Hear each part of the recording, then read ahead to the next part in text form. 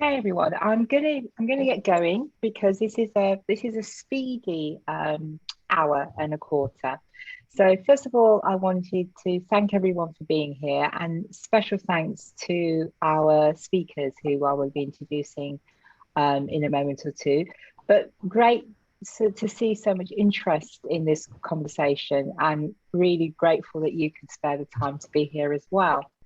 So you're here for a conversation which we've provocatively entitled "Jumping on the Bandwagon: Making Progress on Your Anti-Racist Aspirations." And part of the reason that we thought this would be a good seminar, a good conversation, was that over the last 80 months or so, there have been many organizations who have been positioning themselves to work on anti-racism. Initially, especially after the murder of George Floyd, many organizations were coming out with an anti-racist statement, weren't quite sure what to do after that. And then others were in that position where, should we make a statement around anti-racism or should we not? So there's quite a lot of hesitancy about what it meant to declare yourself an anti-racist organization.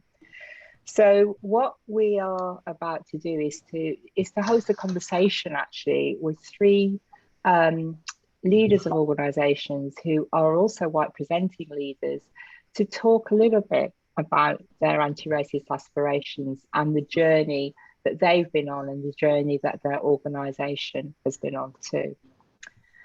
So just to tell you a little bit about the context for this event, part of why we're doing this event, these types of events, is because we are trying to facilitate a new kind of equalities movement called the Equality Republic. And what we're trying to do with this idea of a republic is to create a new land where equality can be life-changing and flourishing, as opposed to be very passive and bean counting.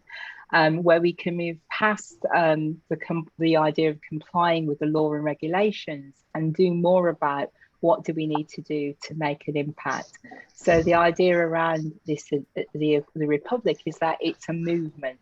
It's a group of people who want to do more than just have ED&I in their title or ED&I in their policies and processes, but really leaning into how can we disrupt the status quo to make a greater change. And we've had lots of different types of events over the year of our launch, covering a range of different topics. And we're now looking at, again, at this topic of anti-racism. It doesn't quite go away, and perhaps it shouldn't, but that's really what we're leaning in for today. So I think, oh, hang on, was I supposed to show something else? I'm relying on my colleague Severin. Maybe I'll show that in a bit, Sev. Let's get on with the seminar. So I'd like to welcome our through three presenters. So we have Karen Craven, Andy Coldrick, and Jean Templeton. And I'm going to invite them maybe to kick off with their name, rank and serial number, just telling us a little bit about who they are and the organisation they lead. And perhaps, if you know, I didn't ask you this, how many people you maybe employ, and perhaps even the percentage of people who are white presenting and those who are racialised as Black or minority ethnic. So I'm going to do it in alphabetical order. So Andy, would you like to introduce yourself first, please? Thanks, Joy. No pressure. Yeah, hi, great to be here. I'm Andy Coldrick. My rank is, I haven't got a serial number that I know of yet. I'm Chief Executive of Birmingham Children's Trust. Birmingham Children's Trust is a community interest company owned by the City Council, and our job is to provide social care and family support services to Birmingham's children on behalf of the City Council. So we deliver child protection and children in care services, fostering adoption, youth offending, and early help. Our organisation is 2,000 strong. It is about 60% comprised Black and minority ethnic staff. That changes rather depressingly as you go up the leadership of the organisation. We've existed since 2018, and we exist really because the City Council had a checkered history in delivering good enough social care services for children, and eventually decided they needed a different approach, and the trust was the approach that they came up with. So that's how we come to be, and unless you want me to say any more, I'll stop there so you can introduce my fellow presenters. That's great, Andy, and thank you for a little bit of that context, because I don't think everybody would have automatically known a little bit more about the Children's Trust. Who's next alphabetically? IJK. Jean, would you like to introduce yourself? I was working out whether you were going on first names or second names. Yeah. Thanks, Joy. So yeah, hi everybody. I'm Jean Templeton, and I'm Chief Executive of St Basil's. St Basil's is a housing association, a registered housing association. It's a charity as well, and it works with young people aged 16 to 25 who are homeless or at risk in wide sense, but at risk of homelessness particularly. And we work across the West Midlands. Our delivery footprint is in the West Midlands. And we feel that's really important, to be rooted in the communities you serve and not to be like an absentee landlord. But our national work involves facilitating national youth voice, so ensuring that young people with lived experience of homelessness from all around the country have the opportunity to have their say and to influence policy and strategy and decision making. And also we are commissioned by central government and successive central governments really since about 2009 to develop the strategic frameworks which help to prevent youth homelessness. So we are in terms of size and staff size, we have around 360 colleagues, and very much like Andy, 58 to 60% varies of all our colleagues come from Black and minority ethnic communities, and that reflects the proportion of young people, because young people from Black minority ethnic communities are disproportionately experiencing homelessness. Thank you, Jane. Karen. Oh, thank you very much. My name is Karen Creven. I'm the Chief Executive of the Active Wellbeing Society. We are a community benefit society and a cooperative. We came out of Birmingham City Council. We were part of their wellbeing service, and we were externalised about 4 years ago nearly now, with 20 staff. And we've now employ over 120. We work across Birmingham and the West Midlands, but increasingly now we've also got work in Essex and South London and the South West. So we're not just delivering on the ground here in the West Midlands, although that is where the bulk of our work is. We do a range of things around community development, tackling injustice and poverty and inequalities, working with communities on a range of wellbeing interventions, all free to this person engaged in them, but all funded by somebody for whom the behaviour change is of benefit. And that means that we're funded by people like central and local government, we're funded by the NHS, and we're funded by bodies like Sport England, as well as other more specific funders and funding bodies around specific initiatives around food or clothing, those kinds of things. I think out of our, we are a moving feast of staff. We were up at nearly 300 over the summer with our healthy activities work, where we took on a whole load of very local young people to work with us. I think we're back down at our more traditional complement of about 120 at the moment, of whom at the moment something like 50% are Black and Black presenting. We try and mirror as much as we can the communities we serve in terms of the way that we employ our staff, and to some extent we're slightly over-indexing on the Birmingham statistics, but obviously we work beyond Birmingham now. Yeah, that's me for the time being. There's loads more to say. Thank you. Thanks for those introductions, Karen, Jean and Andy. Let me just say a little bit about how we're going to work. We're hoping to just have about 30 minutes of free-flowing conversation. It's hard to say free-flowing conversation with our colleagues. And then we're going to invite you, if you've got some questions you want to put in the chat, to just continue that conversation. And really, what we're interested in is really digging into a little bit more of the journey in terms of your leadership in your organizations. And I know that you've been on different journeys. Some of you may have come to a more recent realization of anti-racism. Others may have been a little bit more agitated to do it earlier. I don't, I know that I know a little bit about your organization. So it's really just trying to pick up on that journey and what that means. So if I start off with Eugene, for no particularly good reason, apart from the fact that you're first on my screen, and maybe just if I can start off by asking you about why St. Basil's is pursuing anti-racism. What's got you onto this idea of doing anti-racism in St. Basil's? And I'm going to ask the same question of both Andy and Karen.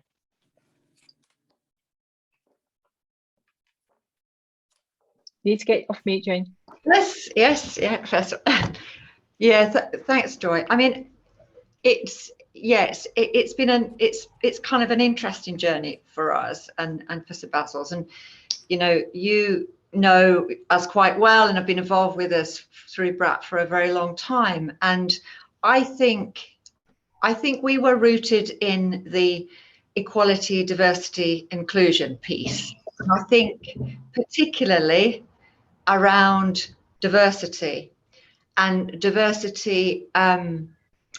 cohesion, actually, quite a lot of focus in our organisation over the years around those issues.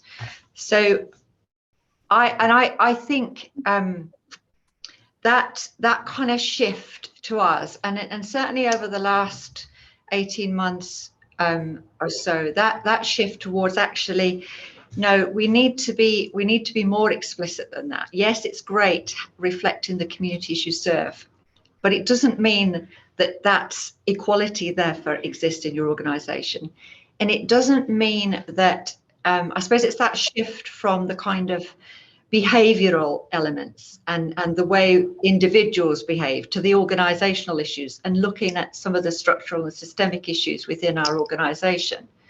And I think for us, particularly with young people, homelessness is the ultimate exclusion, isn't it? It's when all other things are felt and you tumble out. And when it disproportionately disadvantages certain young people, then what that's saying to me is that mainstream that they're operating within is not fit for purpose. And the last thing that we then want is our mainstream compounds those disadvantages. So I think I've learned and I continue to, and I'm sure lots of folks on this continue. So I'm not going to pretend we're anywhere near there, but we are on that journey. And I think looking through that lens of racism and what that means and what that experience is and what it means therefore to be anti-racist and anti-racism, I think that's opening up all sorts of different understandings and conversations for us that will continue, that we'll see other equalities issues as well, but through that lens. So I think it feels to me like we are moving into a different space, and that can be very uncomfortable at times, and there's fearfulness, isn't there, that you might get it wrong, and you probably do get it wrong, and all of those things that can prevent you doing things. But that's where we are really, and that's why I think. Thanks, Jane. One of the things I just wanted to pick up, if I could, before I pass on to other colleagues to think about the same question, is this a kind of, you talked about young people and young people experiencing racism, and you also talked about the numbers of young people who are disproportionately affected from Black and minoritized communities and not wanting to replicate that status quo for them. Where's that coming from you? Is this been an ask from young people for St Basil's to be more anti-racist, or is this something that you've begun to recognise in your leadership? I think it's probably a bit of both. I don't think young people, I mean, it was interesting because our Youth Voice helped provide the film and interviewed young people, and it was shocking to hear what young people experience on a daily basis in this city, in our city. It was really shocking. And I think sometimes because we don't ask the right questions in those ways, they don't talk about that. It's just part of, there was one of our young people who said one of the biggest mistakes he made was getting used to it, accepting it. That's horrendous. So I think sometimes that there is just all this level of acceptance within our systems and our organizations, whatever, and that people have got used to stuff and they don't say, and they want to be kind of organization pleasing, and they don't want to rock the boat and all those kind of things. So it has to be down to us. We have to rock that boat. We have to dig deeper and have that understanding, because I'm a white woman, I'm an old white woman. I don't experience those things in the same way. So I have to wake myself up a bit and understand and have responsibilities, therefore, to do something about that at a systemic and a structural level, as well as the kind of, the policies, we can be quite proud, good policies, good procedures, we'll do all this, but often they're geared up to protect your organization, aren't they? To defend the organization. And I think it's kind of getting a bit of oomph and a bit of courage behind ourselves to say, well, let's go a bit deeper than that. Let's go a bit beyond, yes, we've secured that. Yes, there's no evidence there, but what did that person feel like? Why did they feel so shit about what went on there? And how do you do something? How do we listen to that and adapt and respond and improve, rather than, we did that, tick that, we did the policies, there's no evidence, boom, boom, off we go. Doesn't mean they feel any better, or anybody for that matter. Thanks, Jane. I'm going to move across to you now, Andy, because I think there's a kind of line of sight between some of the work that Jean does in terms of children and young people and your own service, and just asking you a similar kind of question. So where are you on this anti-racist journey, and why would you begin it in the first place? So I think we're nearer the beginning than we are the end. I think we've managed to get some momentum behind ourselves, but recognizing we're also a very large, disparate organization with a lot of work to do. I think we came to, as a trust, I mean, I don't know how late we were, given we've only existed since April 2018, but it was, I think I was pricked into action the summer before last, and the experience that George Floyd had, and for me there was something about the conflation of his words whilst being under the knee of an American police officer, with the other thing that was happening contemporaneously with that, which was the significant disproportionate effect that this pandemic was having on different communities in our city, and that notion that there were lots of people who couldn't breathe as a consequence of the colour of their skin. Now, when we began life as a children's trust, I mean, there are people on the call, in the meeting who work with me in the trust. My reflection is that there was quite a lot of anxiety amongst staff about being taken out of a city council and placed into a new organisation. And we were quite keen initially to kind of preserve links back into the council where they existed. And some of those were around the groups that the council had run that were, in our belief, giving voice to the experience of Black workers in the council. And it was only when I wrote a little bit about this and began to talk to staff where we discovered that actually that voice wasn't very loud, it was quite muted. And to be fair, at the same time, lots of work happened in the city council. There was a great deal of political momentum put behind this. And we began the same thing, and we began to create our own frame for trying to engage differently as a trust with these issues. I'm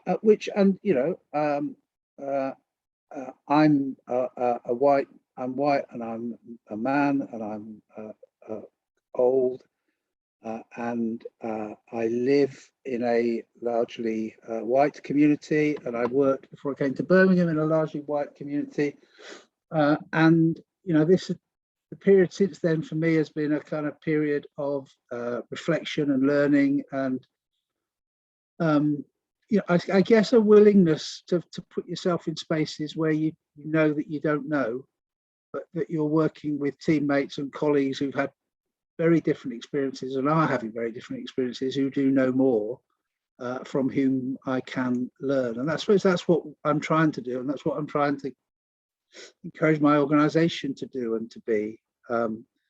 It is to learn what this looks like, and as that comment that just flashed up on the screen, it is to make it more real than just something that's about benign offerings from a white organisation, and that requires that we're driven harder by the voices and the experiences of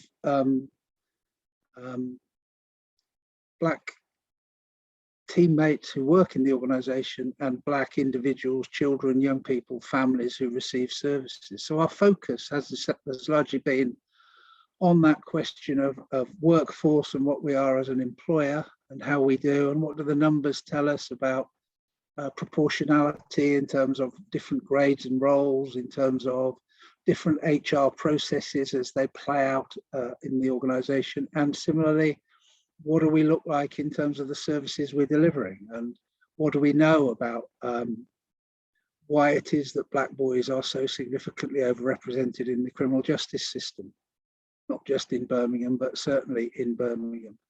And then you set that alongside the fact that compared with other places, use of custody as a disposal for young offenders is higher in Birmingham than in other cities. So you put those two together, you start to have to ask questions about the criminal justice system locking up Black boys more frequently in Birmingham. And yet other groups are not overrepresented in Birmingham in the way they should, in the way that they are in other parts of the country, and that should challenge us to try and understand what that's about. So I guess my sense is we had a huge amount to go at, and we had absolutely no excuse not to. And so we've kind of, we've begun to roll the wheels on the bandwagon. That's probably as bold as I'm prepared to be about the stage that we've reached. Thanks, Andy. I mean, you talked a little bit about what brought you to this point, and the experiences of the last couple of years, I think, have been the things that have really kind of catalyzed people. I'd like you to have a think while I talk to Karen about what you think some of the barriers are for you in moving this agenda forward, Andy. So I'll come back to you and ask you that question, but I just wanted to hear from Karen really, first of all, about why anti-racism, Karen. Why are you going for this as an organisation? I've been sitting here slightly dreading it being my turn, because there's a continuum of answers for me, from a kind of like, how on earth couldn't we? If we're an organisation that, you know, is truly going to deliver our values, we have to be. But that's not really much of an answer. And you know, I mean, for me, it's the essence of it. You know, it's like, how can you not be anti-racist? But I'm sure you want a bit more detail from me than that. So I'm going to try and move along that continuum to a little bit more of that. Let's dig into that question a little bit, Karen, because actually part of the nature of the racism that we put up with in our society is that it's very easy not to be anti-racist, and it's very easy to say, what about, and you know, so what has activated you in particular to say, actually, we need to do something, I need to do something? there's two levels to that really for me. Like me personally, you know, I can't stand injustice. Once I'm aware of it, you know, I have to own, you know, the fact as a white woman, there are times, you know, white, relatively middle class woman, sometimes there are times when I'm right at the forefront of the injustice and I haven't realized it. And there's that shame and the mortification that comes with it. But then there's also something about, you know, well, if I'm going to really walk the talk, I need to put that right then. So there's me on a personal level, you know, it's like I can't stand injustice when I see it. I haven't always seen it. And there's a calling to do the work to make sure that I'm not just sitting in my power, you know, unintentionally ignorant, but from a place of privilege. So there's a responsibility on me. Oh. As an organization, we can't live our values and we can't deliver to communities if we're not tackling some of the systems of privilege and power that stop them being able to fulfill their potential. You know, we have three main values in our organization: open mind, open heart, and open will. And, you know, we try and put those into practice throughout all the levels of the work that we do. And we're by no means like done with that. But, you know, you can't have an open mind, an open heart, and open will, and then hold systemic injustice at the core of what you're doing. That doesn't mean there isn't learned behavior that we have as an organization to unlearn. There aren't ways that we have to make sure that we're not reinforcing prejudice, you know, without being those values in practice. But it's also that moment, you know, and I encourage everyone that we work with to do it. And I challenge myself to do it, stepping in with courage, even when you're not sure that you're going to get it right. But you know, the impact of not saying something is greater than the impact of at least trying. You know, I would rather go down trying than to be an observer watching something horrific unfolding. So you know, I go back to, once I know I can't not do something about it, I want to lead an organization that is courageous enough to step in and try and do stuff about it. I'd rather we tried and got it wrong than we didn't try at all, actually. And also, how can you not? You know, I just come back to how can you not, in a system where there is so much evidence that there is such systemic oppression of a whole raft of people for different reasons, how can you not be part of challenging them? And race is the most central one to that. You know, the color of people's skin should not determine the quality of life, the length of time that they live, all of those other things. So how can we not, as an organization, hold power responsibly and not attempt to look at that? That doesn't mean TORS have got it right, the Active Wellbeing Society has got it right. We're on a journey just like all the other organizations and the leaders talking tonight. But how could we not, is my starting point, really. And I can't really answer your question with the same question that you've asked me, but that is the essence of where I'm coming from and where we're trying to be coming from. I think it's, you know, it's part of the values with which we try and do all the work that we're doing. We don't always get it right, and we have to challenge our own privilege, but we at least have to try. Thanks, Karen. I'm going to come back and just I'm just noticed how time is speeding out back on and really, but that thing about hindrance and resistance, because you've got organisations to lead. So where are you seeing resistance, and how are you overcoming it? So what's prohibiting progress, or is this all going swimmingly? So Andy, maybe if I ask you that first. Yeah, so you teed me up to think about the barriers, and so the things that occurred to me was, I mean, fundamentally there's an attitude question for all of us. So there's something about personal responsibility, first of all, and that sense for me that the more senior we are as leaders, the greater the personal responsibility is to act rather than to think and assume and hope that others are doing the right thing. I think there's something about so a combination of fear and benign ignorance, not always benign, but often benign. But it's that thing about if this is an uncomfortable space for me to be in, then maybe I'll be very happy to know that space exists, but that I don't have to be in it. That I'm really scared that I'm going to say the wrong thing, and therefore I'll nod my head but not say anything at all. And I've reflected on whether there's something. My organisation is essentially a social work organisation, and I wonder whether, because we kind of lay claim to social work as being about social justice, whether we use that as a bit of a give ourselves a pass on being active purveyors of social justice. Because in a lot of the transactional work we do with individual families, it's not very just socially. Whether that's in the context of the ethnic background of that family, or the impact of poverty on their circumstances and how that impacts on their ability to look after their children well. And if I want to run, as I do, an organisation that absolutely favours family as the very best place for children to stay,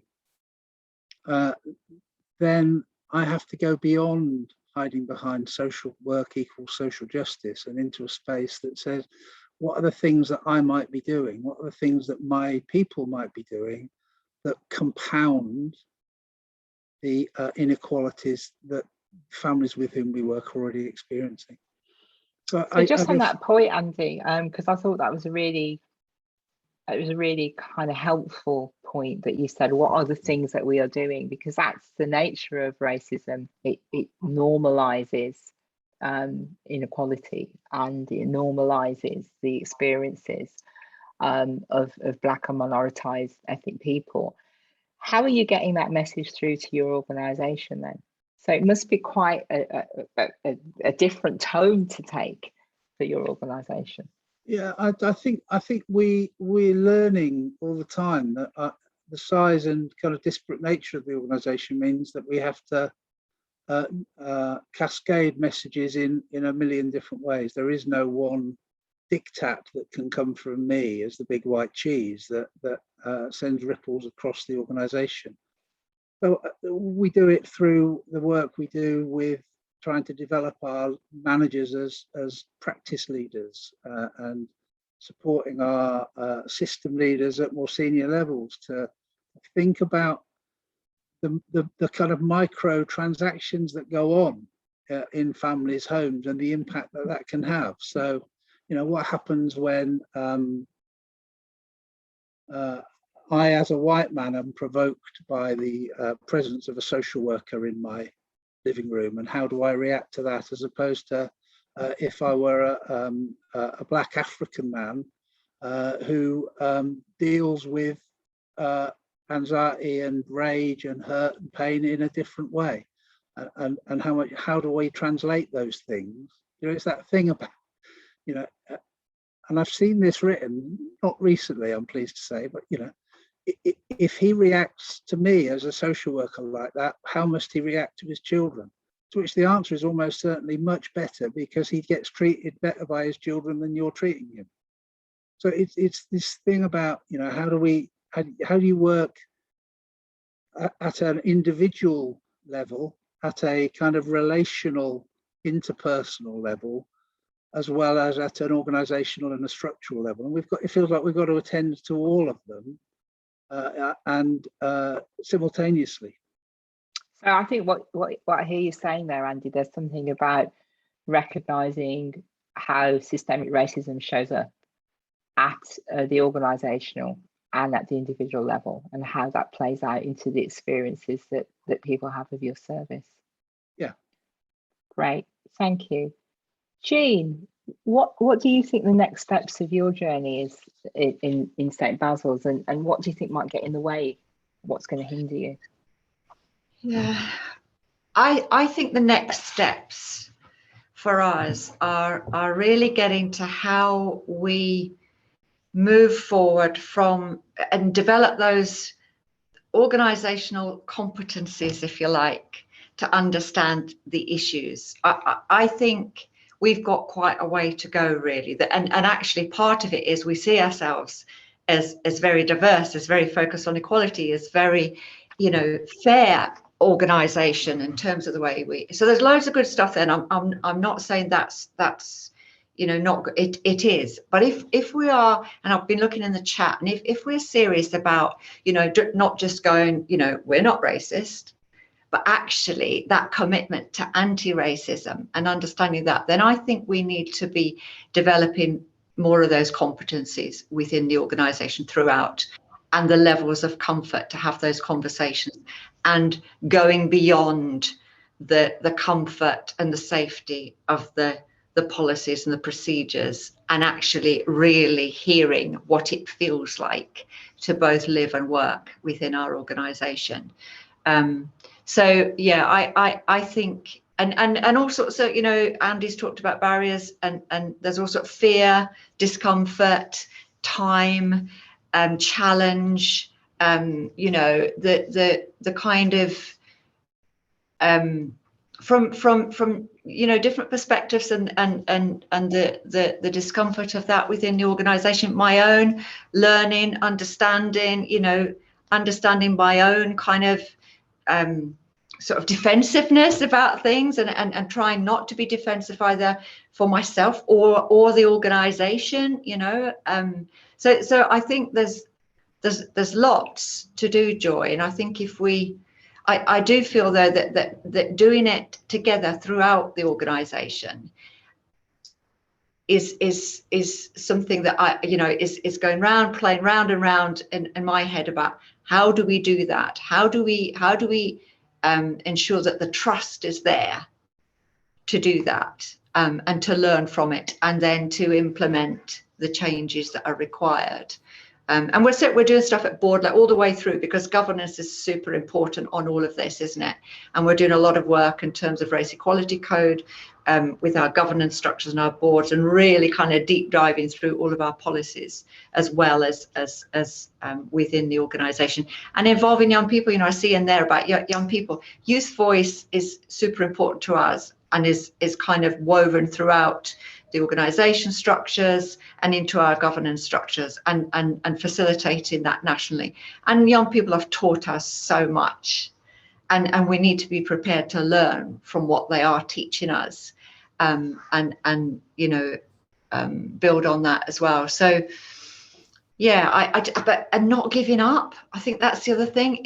You know, I mean, like many of us, have been around a very long time, you know, through the late 70s, through the 80s, through all of the training and the learning, and then you know, it's like a great big push, and then boom, it's down again. Everybody moves on to something else, and then all up, something happens, and poof, down again, and we move on to something else. And I really, really hope this is a moment in time. I really, really hope that there is that collective commitment to go through the discomfort, to, you know, to actually tackle the issues, and that we're not allowed to fall back. But Thanks, Jane. I'm just going to pick up that moment in time thing and ask Karen, because I know Karen will probably get me later for this question. We've been through this. We've been round the Reekings. You know, we've had deaths, we've had murders, we've had riots, we've had high-profile cases. We've had our own pain, and continue to have our own pain in terms of racism in this. What's going to be different this time round? What's going to stop you, Karen, from all of the other things that you do on a day-to-day basis, from getting in the way of delivering anti-racism, the ambition that you have around anti-racism in your organisation? It's a really unfair question. It's, you know, it's not. It's a gift of a question, actually. In a way, I think for me, what's different this time around is I feel part of a flock. Actually, I feel part of a community of similarly minded people. I went to your boot camp this summer, haven't felt so stretched, but so excited about what's to come in a long time. You know, as much as I really struggle with the Tories and this government and the state of the world and everything, actually right now, I don't think I've ever been clearer about who I'm standing shoulder to shoulder with. And that's really enlivening, actually. You know, and I'm going to go a bit sort of white liberal for a second. You know, there's that whole saying, isn't there, about, you know, it's you shouldn't underestimate the power of a small group of individuals to change the world. Yeah, and I'm not claiming that just because I've woken up to this that suddenly change is going to happen. You know, I actually remember standing on the non-stop picket outside South Africa House all those years ago, before Nelson Mandela was freed, and you know, and similarly, sort of, you know, hoping that the actions of a group of people that were you know, refusing to buy South African goods, or, you know, making a noise really late at night in Trafalgar Square, like that was going to make a difference. I remember being really teased by colleagues at, well, other students at uni, like, you know, like standing on a picket was going to make a difference, and it didn't, you know, but it was what I could do. And I just think, you know, I'm in a different place in my life now. You know, I'm I've got some authority over an organization, and all the time that I'm the leader of the organization, with the kind of board that we've got, with the kind of staff that we've got, there's a collective sort of energy emerging that we can and will do something a bit different. So there's something for me about the energy and where it's going. There's something about being part of a flock of people. I've got skills and tools around, you know, deep democracy process work, that kind of stuff, that enables me to hopefully be better able to hear a wider range of voices and then integrate them into the way that we need to do our business. I don't know if we're going to make the difference that needs to be made, but I'll go down trying. Thanks, Karen. I'm going to prep people. So if you have got some questions, we've got time for a couple of questions from the floor. But while you're thinking about questions from the floor, if you want to indicate whether you want to ask a question, and Asif will either pick it up in the chat or whatever. But just kind of feeding into that wonderful passion, Karen, what one bit of advice would you give to someone who's white? I'm going to ask this question of all of you now. A leader in this position, what one bit of advice would you give to somebody who was white and unsure about whether they should be going down this path or doing anything around this agenda? Are you asking me that first? Oh, I was going to ask you first, Karen, because you yeah, were no, that's fine. I just wanted to check before I launched off. That's fine. If you're white and a leader and you're not already doing this work, I mean, my first response is to kind of say, wake up, you need to be. But I'd probably be a bit kinder than that to the person face to face, and try and be, you know, a bit more reassuring. There are people out there, there are courses, there are books. You know, if you're a leader, you really need to be taking the responsibility that you've got, that comes along with the power that you've got. You know, it's the other side of power, as far as I'm concerned, responsibility. So you need to be kind of stepping into it, but you also need to be resilient enough to accept that you are going to get it wrong. You know, I've definitely got it wrong at times, and all I can do is learn and apologize and put it right. You know, it's about, Brené Brown talks about the difference between guilt and shame, and I try and really hold on to that.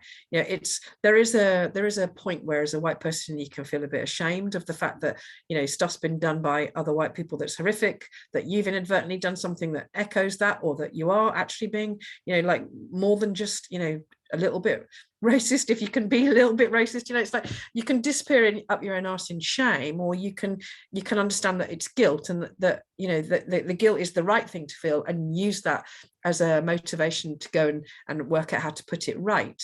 And there isn't just one thing that will put it right. There aren't just, you know, like 10 steps to getting an anti-racist world. If it was that easy, we'd have all done it by now.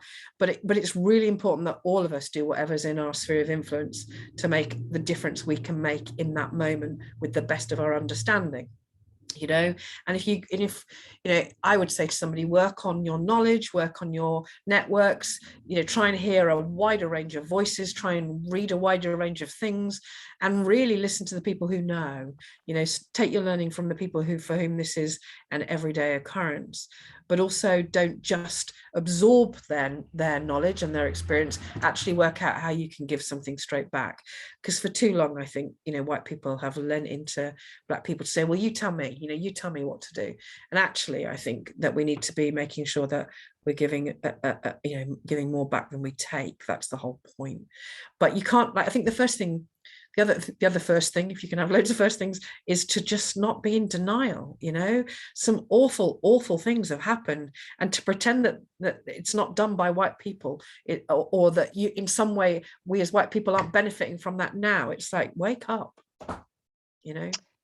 Thanks, Karen. That leads me on to a question, a different question. Andy, do you mind if I ask you a different question? Because Marty's put a really good question in the chat about accountability. And I think what Karen is saying is actually we should all be taking responsibility for this. But when you haven't got power, how do we get people to be accountable for this agenda? How are we, how are white people being made accountable? Because it's usually people who are in positions of whiteness that have the power to decide to do this or not. So have you got any ideas, Andy, given your position, about how we get white people to take more accountability for this?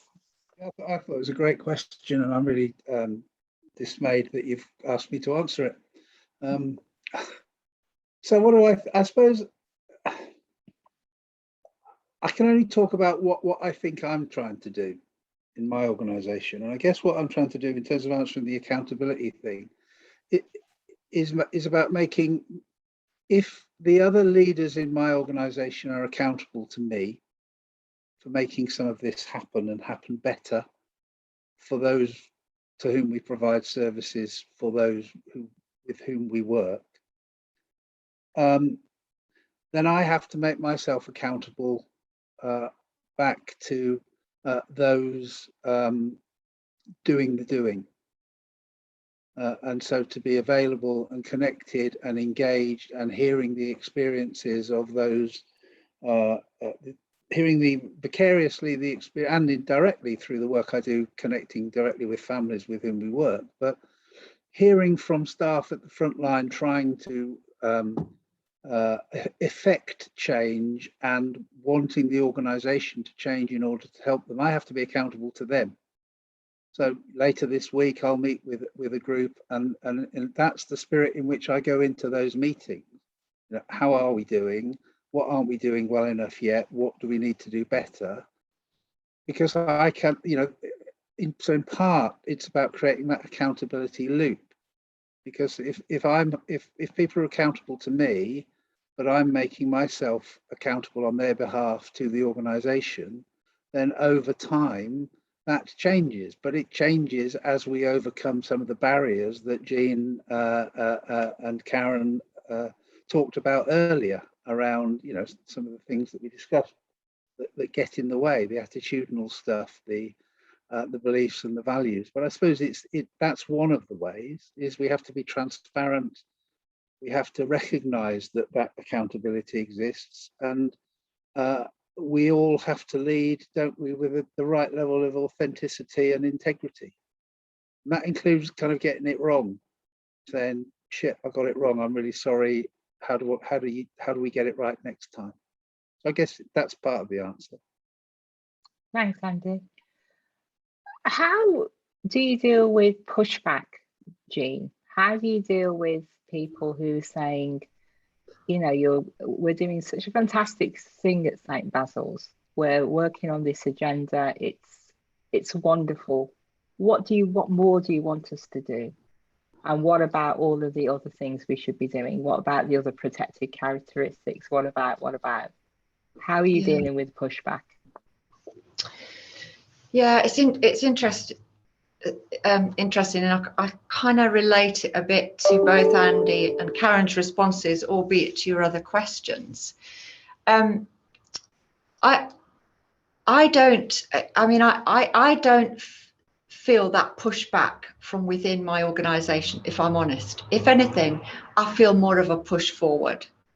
Now that might be because some of the voices are silent and they don't feel they should speak up, or they don't feel, and that, I think that then comes out sometimes in grievances or in individual situations, and so you can see what's happening there, and that could be happening from all sorts of different perspectives.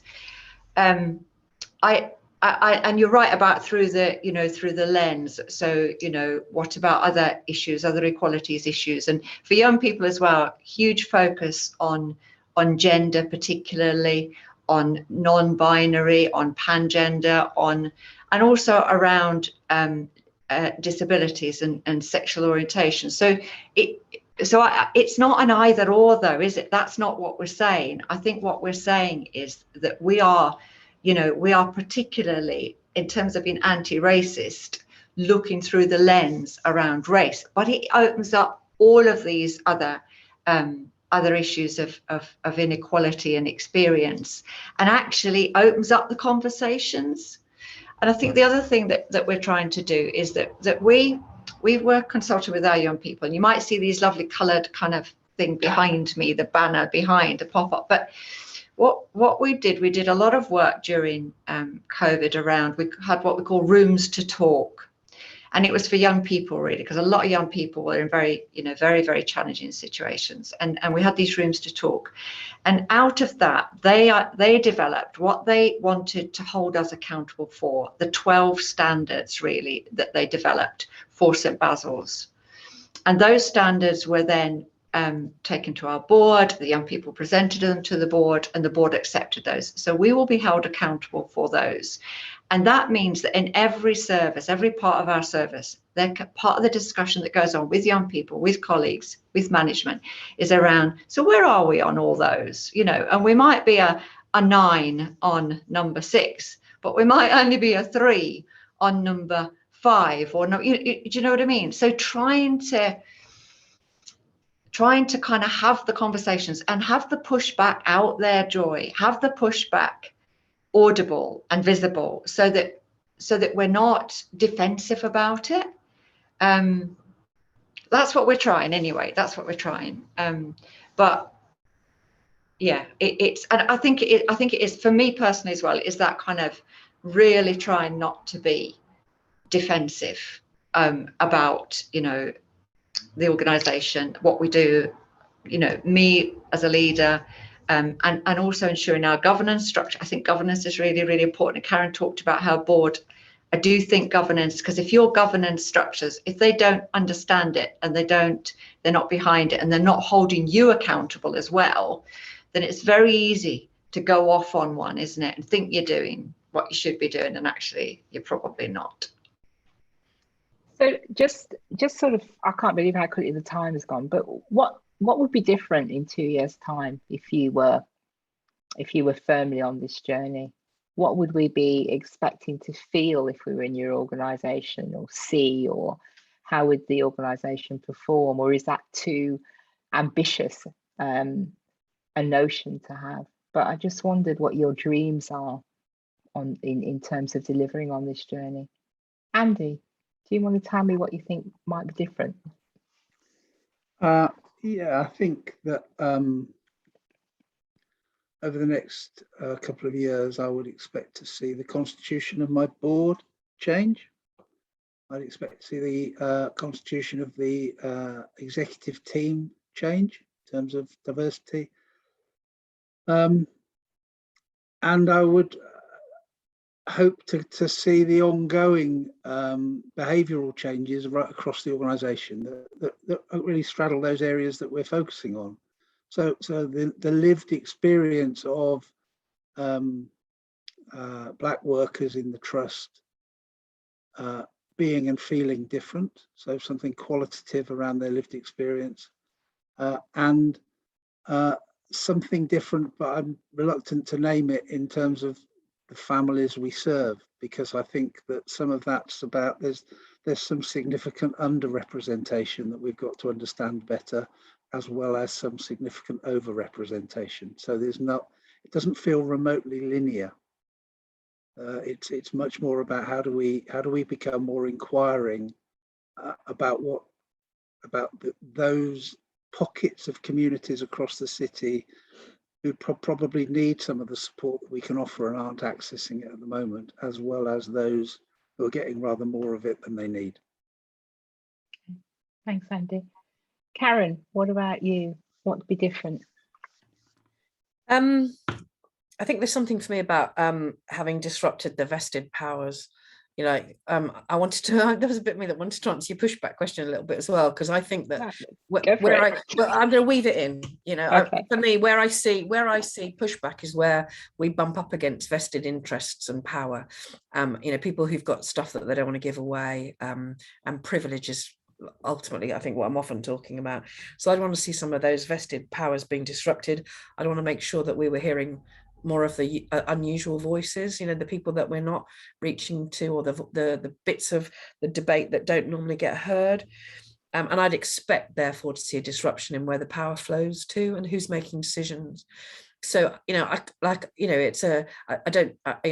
could easily have said, similar to Andy, about, you know, the board might look different, senior management team might look different, but there's something for me about, I want us to go beyond the tipping point. So I want to be, you know, and 2 years might be really ambitious, but I want to be in a place in a couple of years' time where we couldn't have even imagined how different it now looks, because we've gone past that tipping point. You know, we've gone past the people like me getting to make decisions about what it looks like when it becomes different, and actually, you know, handing some of that stuff over. Disrupting power in the way that we have means that we are doing things we couldn't have imagined. You know, I don't want it to be in my lifetime. I'd like it to be in the next couple of years, actually. Thanks very much. Those two things might be the same if I keep going the way I'm going, but do you know what I mean? It's like, there's something for me about that. The disruption that we need will mean that it's actually quite difficult to really be that tangible. What it looks like, it'll look and feel really different to how it does now. Thanks, Karen. And I hear you saying that although representation might be important, it's more than that. It's more transformative, it's more systemic, totally. It's at the root and branch level. I'm not saying no to representation. No. I'm saying yes, and loads more that we can't imagine yet, because we haven't disrupted it enough yet. Yeah, shall I tell you something really funny? You know, Channel 4 had that day where they had black programming all day. Did everybody catch that on Channel 4? And I remember going into my living room and turning the television on and thinking, what's wrong with the telly? And it was just like, you know, it was just this kind of, I couldn't quite believe what I was seeing in front of my eyes. So that, I was just thinking about what you said then about it being very transformative, where we'd look at something and it would be transformed. Jean, from your point of view then, what might be different in a couple of years' time? I would want to see that our data would be telling us that there are no differences in the outcomes for the young people that come through our services, and that they are equally able to take up the opportunities, use their strengths, develop their skills and their confidence, and move on in a really positive way, and that they take with them then that confidence into wherever they go, and they have influence there and voice. So I'd like to see us judged by what happens through in terms of the young people.